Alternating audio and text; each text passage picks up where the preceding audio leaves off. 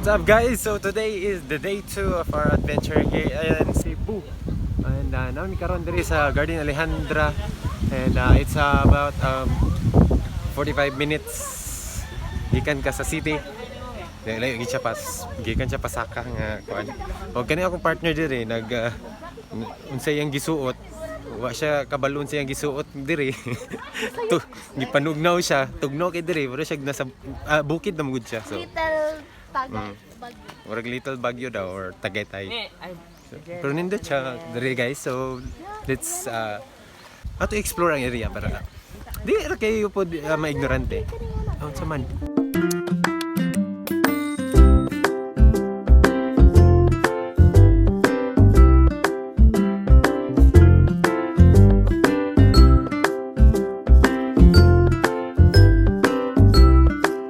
So more on flowers gini siya, dili kay ko hilig sa mga flowers pero nindot gyapon ni siya tanawon diri guys. And tara mga flowers everywhere dito pagid mga ta dito karon.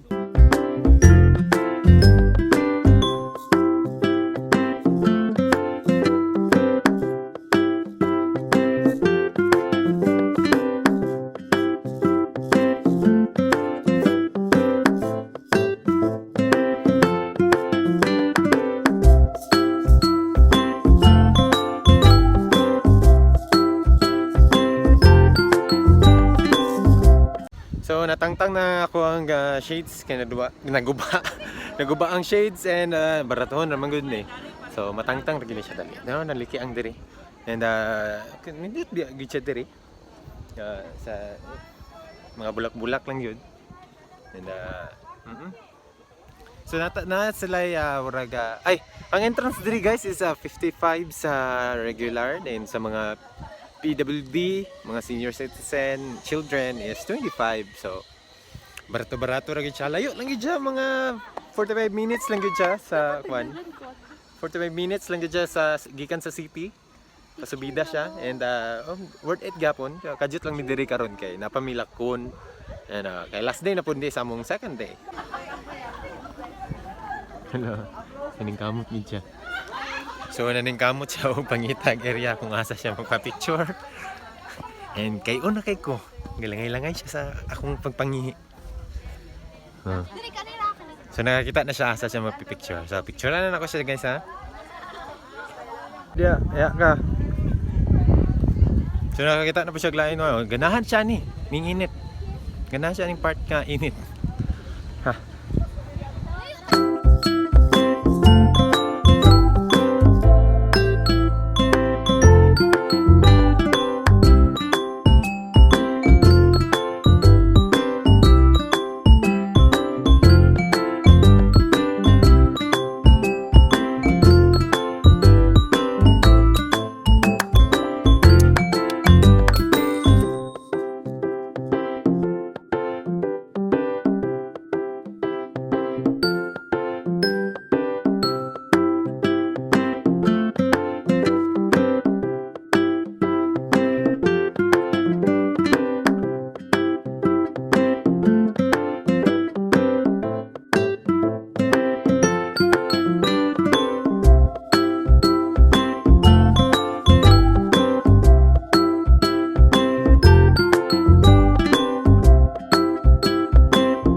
So limited time lagi ni.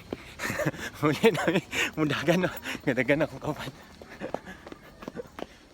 Jogging man eh. Grabe. Tayo na ra bakay ko. Dili na pud mi sa hanging bridge GVR dito. Oh, JRV or so nawala na ako energy no, ikapoy na ko, giigang na ko. So dili na pud lahi na pud ni siya nga part sa dool gid siya diri ang JRV. So na siya cable car diri pero di na sir mo kana ng cable car kana pay bayad na. And dili na nako ni ma-explore ang tibuok JRV unsa ni siya nga tawag diri. Ang bridge may nakakuha na ni diri kaning bridge diri kana nga hanging bridge. So asa naman to kung uban ko man akong uyab na pa nagpicture pa sa iyang igsoon. Next scene, ako kabalo asa na pud mi paingon. Kita na ninyo ri. So guys, manamig paniod to and dito minaniod to sa atong naituna. Unsa gitawag ato?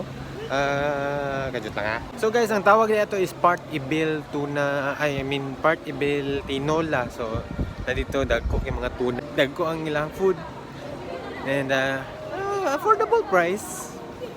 Cebu Ocean Park, so diri na may karon. Na may sa ni ticketing booth.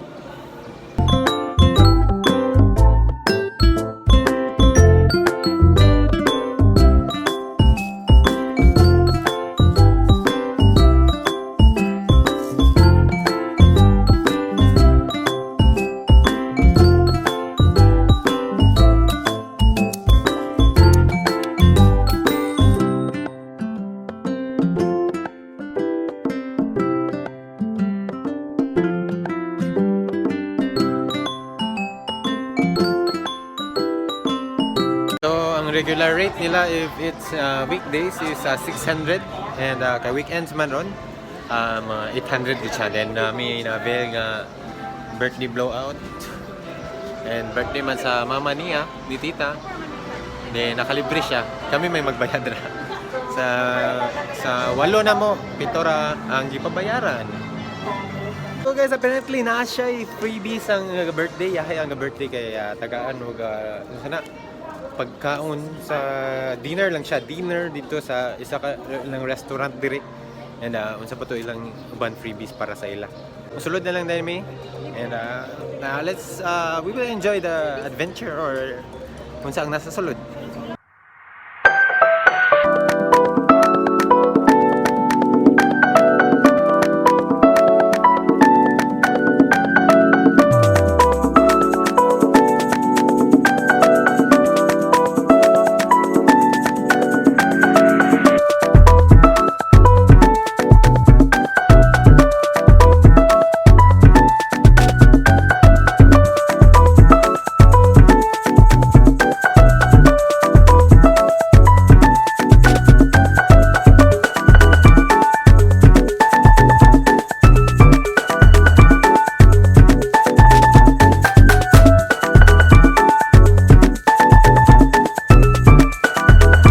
Red belly pako.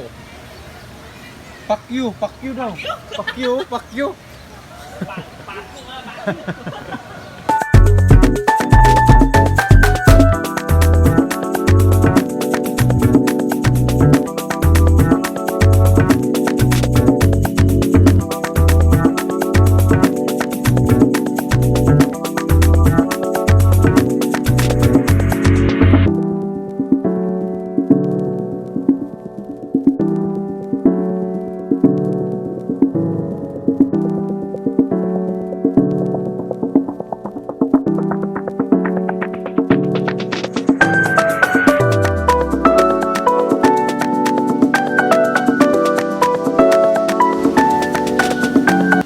Up to this point ine wa na flash sa photography kay urag na sa kuiba siguro. So let's go.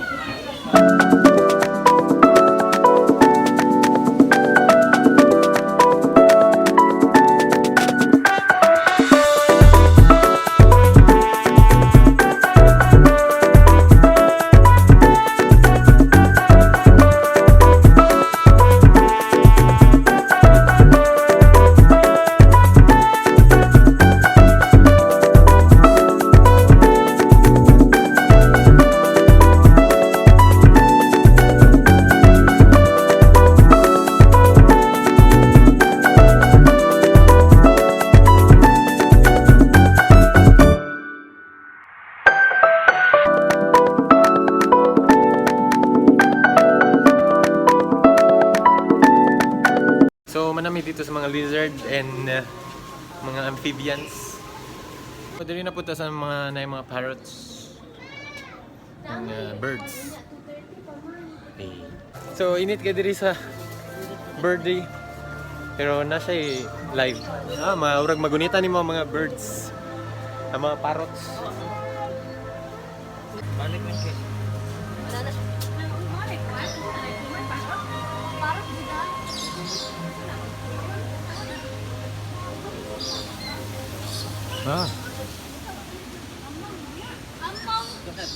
Init-init.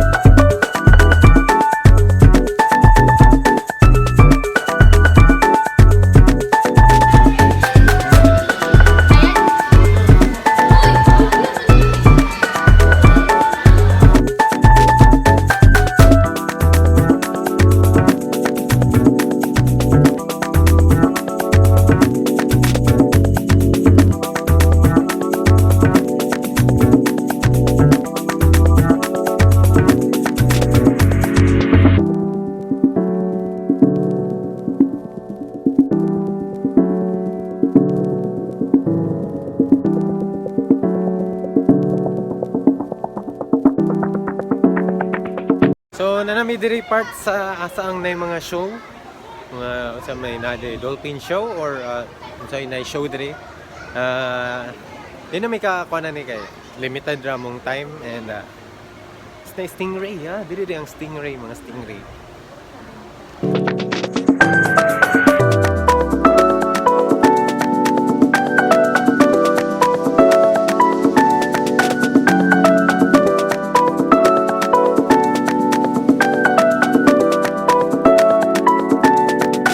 This is the part na makagunit ka sa stingray and andito siguro sa pikas ang kuan, ang dolphins.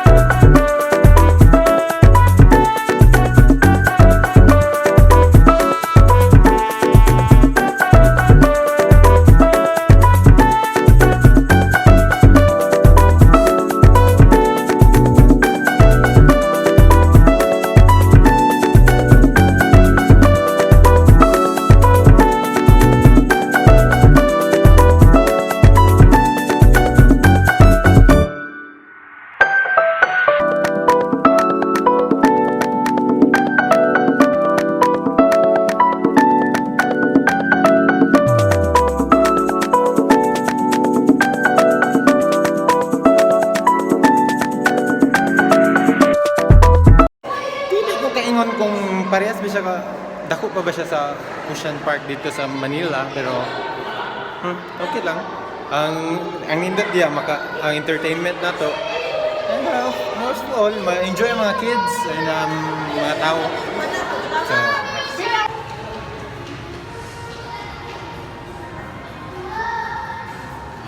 wow.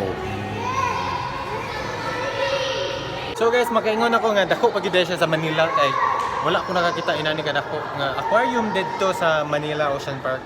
Sa katong nag-tour ako mi. Wala pa ko naglag-lag lang. Na-tour lang ko ato. Dako gyud siya nga showroom siya sa aquarium, dako nga aquarium. And napagi sunken ship. Old style nga sunken ship. And the biggest fish I ever seen in my life. Dako kay siya. So, dako pagit siya sa Manila. So guys, natuyok na ako ang oceanarium and manggawas na para mulakaw na po sa mong line destination. Amin na. So, manami dito sa oceanarium. Diri na po may sa Color Museum. And manulod na sa Color Museum. Tanawan na mo sa isulod diri karon. So, let's go.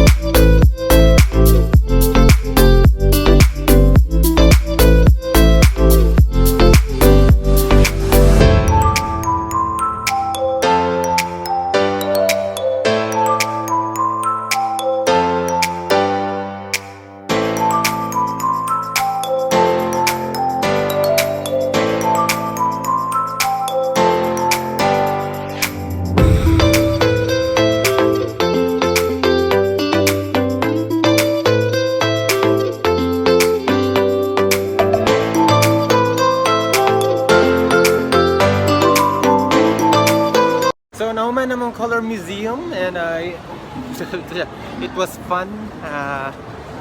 Makalingaw pud biya atong Color Museum. Dagan kag kabuang nga mauna-unaan, and mga pictures, di man kay ko hilig ato nga part dito lang ko nahilig kay nindot pa siya nga mga iyang atmosphere, iyang environment, and Instagrammable gid siya, hashtag Instagrammable, ha. So ani mo sa SMCT Seaside Cebu sa Color Museum, tapad siya sa virtual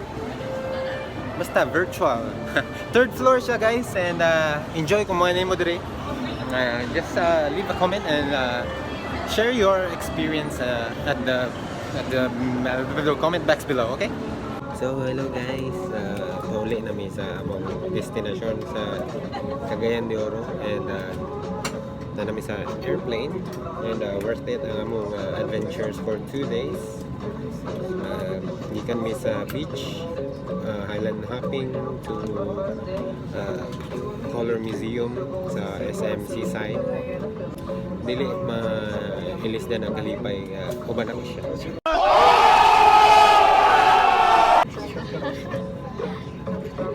So dili na ako manon akong vlog, guys, and next video balik na tayo itong basketball drills and